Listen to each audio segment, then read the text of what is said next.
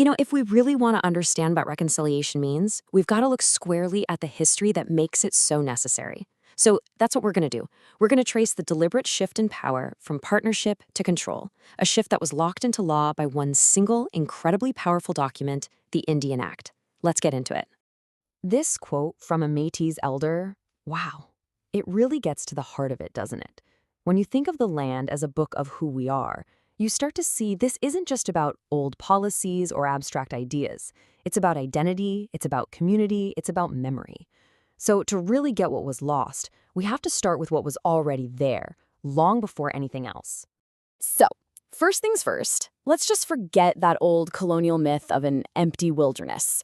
For thousands and thousands of years, before any Europeans arrived, this land was a place just bustling with nations. It was a world woven from a rich tapestry of different languages, laws, and traditions.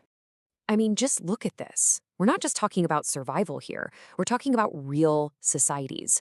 We're seeing complex governance in action, thriving economies built on huge trade networks, and established nation-to-nation diplomacy. So these were, in every way that matters, self-governing, sovereign peoples. So, at first, the relationship was often one of, well, necessity and mutual benefit.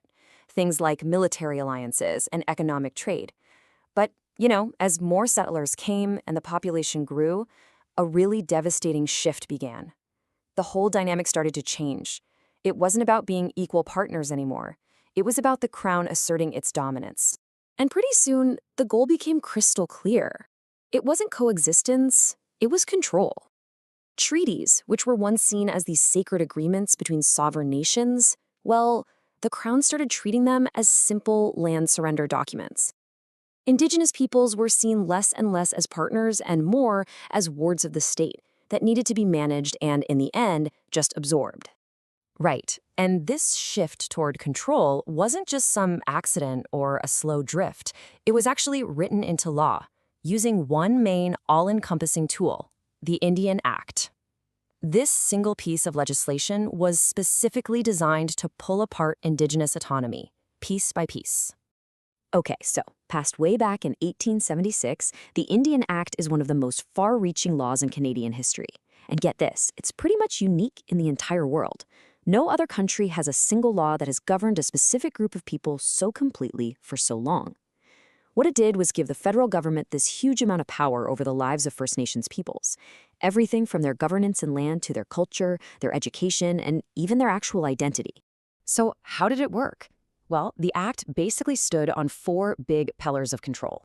First up, it took away the power to define identity. The government decided who was and who wasn't an Indian according to the law.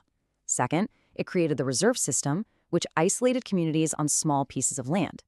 Third, it went after culture, actively banning ceremonies like the potlatch and Sundance. And finally, it pushed for assimilation through something called enfranchisement. Think about that. A cruel choice where you could get the rights of a Canadian citizen only if you gave up your Indian status and treaty rights.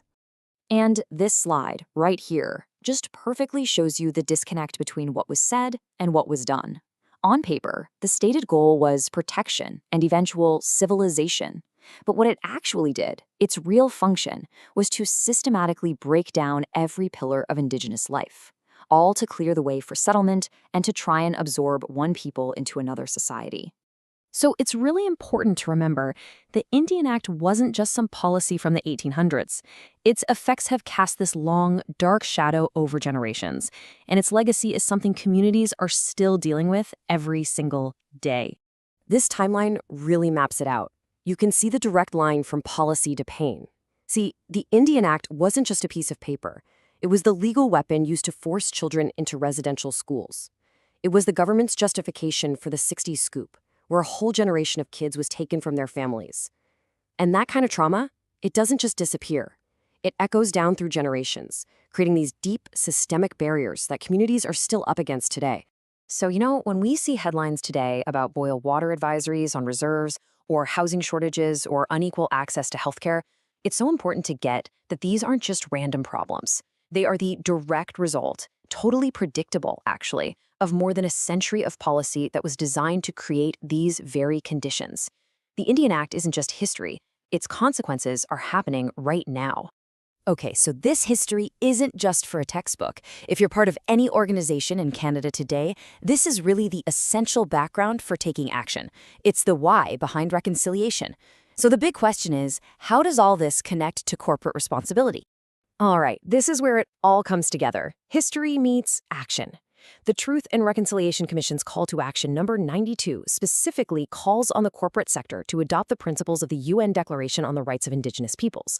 And just look at the connection here. Where the Indian Act seized control of land, the modern responsibility is the duty to consult. Where it created economic hardship, the responsibility is now economic partnership.